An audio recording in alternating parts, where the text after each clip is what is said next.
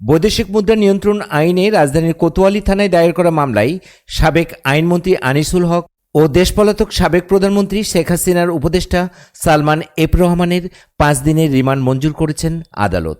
ঢাকার chief metropolitan magistrate আদালত আজ বৃহস্পতিবার সকালে এই আদেশ দেন।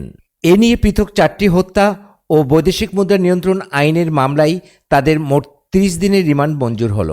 বৈদেশিক মুদ্রা নিয়ন্ত্রণ আইনের মামলাটিতে গ্রেপ্তার দেখিয়ে আনিসুল হক ও সালমান এফ রহমানকে 7 দিনের রিমান্ড চেয়ে আবেদন করেন পুলিশ।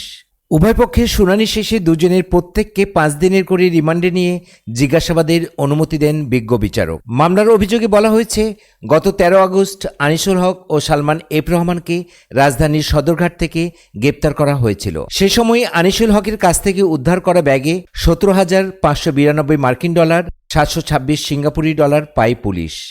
অপরদিকে সালমান এফ রহমানের কাছ থেকে উদ্ধার করা হয় 12,624 মার্কিন ডলার, 620 ফরাসি মুদ্রা, সংযুক্ত আরব আমিরাতের 8,500 মুদ্রা, 11,650 সৌদি রিয়েল, 779 সিঙ্গাপুরি ডলার, 150 পাউন্ড, 1,332 ইউরো ও 50,000 টাকা।